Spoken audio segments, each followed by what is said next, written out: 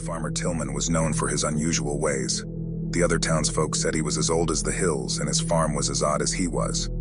The animals were mangy, the buildings creaked, and his crops were a queer mix of thriving and wilted. But what really set tongues wagging was the scarecrow. Farmer Tillman had built it with his gnarled hands, dressing it in his old clothes and molding a face that was eerily lifelike. The eyes seemed to glint, the mouth to twitch, and the skin had a texture that was unsettlingly human. Neighbor Bethany took notice. Her land bordered Farmer Tillman's, and she could see the scarecrow from her kitchen window. At first it was a novelty, a curiosity to glance at as she washed dishes. But as the days went by, she became increasingly uneasy. The scarecrow seemed to move. Its head would turn slightly, its arms would shift, and most disturbing of all, its face began to twist into something sinister. The once impassive gaze turned malevolent, and the faint smile morphed into a wicked grin. Bethany tried to dismiss it. The wind, the shadows, her own imagination, they could play tricks on a person. But something gnawed at her, a feeling that what she was seeing was real. Weeks passed, and Bethany's obsession with the scarecrow grew. She would watch it through binoculars, take photographs, even sketch it in a journal. Her friends told her she was imagining things. Even her husband Frank began to worry about her sanity. And then one day, Farmer Tillman disappeared. His truck was still in the driveway, his house untouched. But the old farmer was gone. A search was conducted, questions were asked, but no trace of him was found. Except, of course, the scarecrow. It was Frank who first noticed the change. The scarecrow was wearing different clothes, Farmer Tillman's favorite overalls and flannel shirt. And at the foot of the scarecrow's post, a pile of lifeless clothes lay in a heap. Bethany knew. She felt it in her bones. Something terrible had happened. Something inexplicable and terrifying. She couldn't ignore it any longer. She had to investigate. The next night, when the moon was a thin crescent and the wind whispered through the cornfields, Bethany made her way to the scarecrow. Armed with a flashlight and a pounding heart, she crept closer, her breath catching in her throat. The scarecrow's eyes seemed to follow her, its grin wider, more malevolent. But it was the hand that made her gasp. The gnarled, weathered hand, not of straw and cloth, but flesh and bone. Farmer Tillman's hand. She stumbled back, terror gripping her. The scarecrow was alive. It was the farmer. It had to be. But how? Why? Days turned into weeks, and the scarecrow remained. Its grin seemed to mock those who dared look at it, its eyes a challenge to those who sought to understand. Bethany became a recluse, her life consumed by the mystery. She researched old legends, spoke to local historians, delved into dark folklore, and slowly a horrifying story emerged. The land was cursed, they said. A malevolent spirit dwelled in the soil, a creature of hunger and hate. It could take form, possess objects, even people. And it demanded tribute, a living soul to sustain it.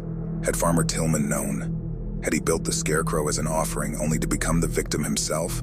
Or had he been as unsuspecting as the rest of them, taken by surprise and consumed by the evil that lurked in his fields?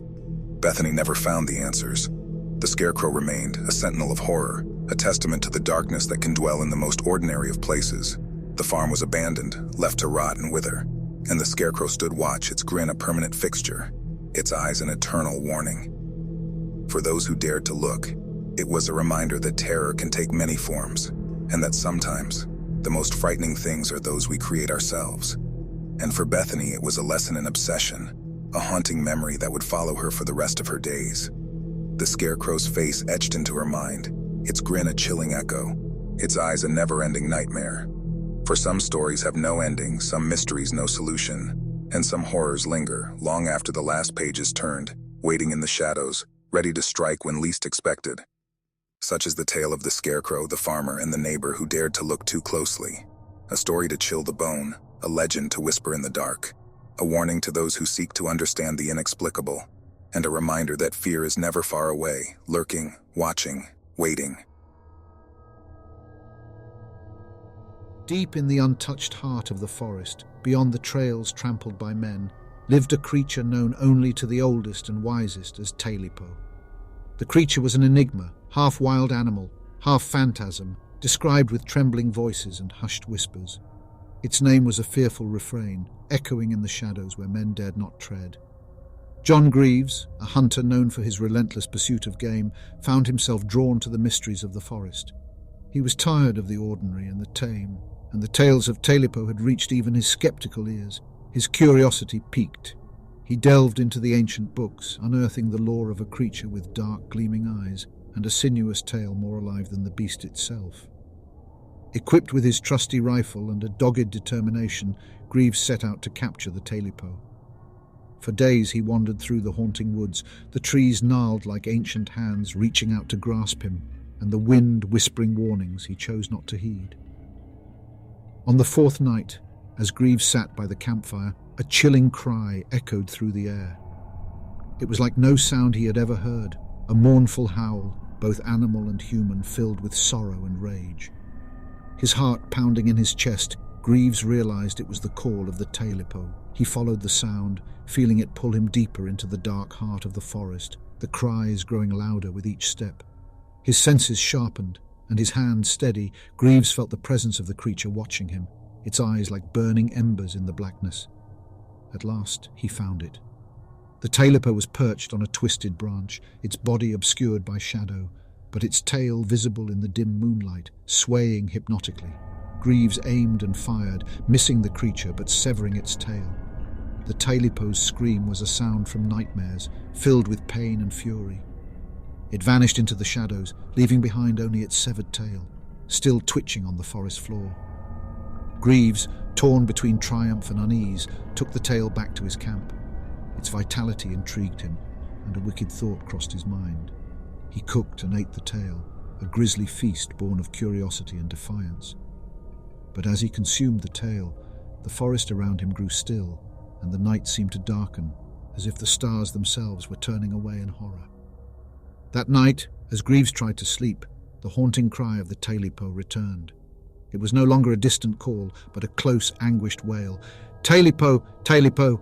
Give me back my Talipo!" Morning brought no respite.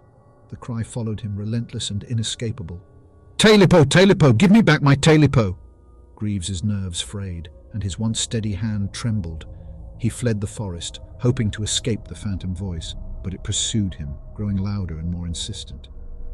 Friends and family turned away, unable to hear the cry that tormented him, and Greaves was left alone with his guilt and fear. He wandered, seeking shelter, but no walls could keep out the voice of the Talipo. Its words twisted into his mind, a never-ending torment. "Talipo! Talipo! Give me back my Talipo!" Months passed, and Greaves's once strong frame withered, his eyes haunted and wild. The relentless pursuit of the Talipo drove him to madness, and he found himself returning to the forest, drawn back to the place where his nightmare began. In the depths of the woods, he heard it again, not just a cry but a voice, speaking to him. "Talipo, Talipo, you took my Talipo." There, under the watchful eyes of ancient trees, Greaves met the creature once more. Its eyes burned with an unnatural fire, its body a shadowy form, but its tail was gone, leaving a raw, bleeding stump. The Talipo spoke, its voice a chilling whisper. "Talipo, Talipo, now you are my Talipo." Greaves's scream echoed through the forest as the Talipo claimed him, his body and soul consumed by the creature's vengeance. The tale of John Greaves and the Talipo became a legend, a warning to those who would defy the natural order. The woods remain untouched, and the creature's cry can still be heard on cold, moonless nights. "Talipo, Talipo." But now it is a cry of triumph, a haunting melody that dances with the wind, a reminder that some mysteries are best left undiscovered, and some appetites are best left unsatisfied. Billy always loved bedtime, for that's when the magic happened. The darkness of his room was his canvas, and his imagination the brush. His stuffed animals would come to life, and his playful kitten, Whiskers, would prance around, chasing invisible butterflies.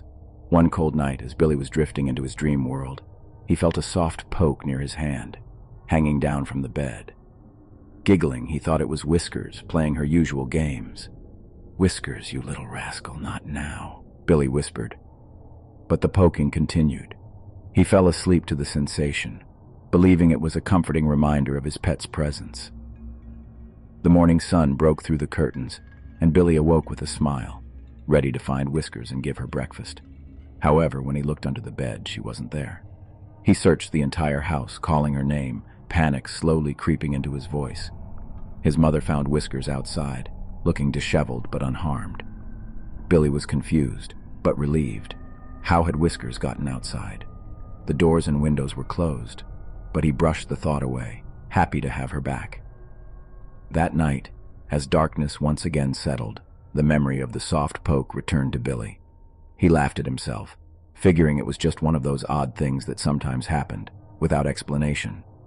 But the poking came again. This time it was persistent, more insistent. It wasn't playful, it was probing, testing. "Whiskers!" Billy called out, his voice trembling. He looked around the room. Whiskers was nowhere in sight. He reached down to feel what was poking him. A finger, cold and bony. Billy screamed and jumped out of the bed. He turned on the light and looked under the bed. Nothing was there. No whiskers, no finger, nothing but darkness.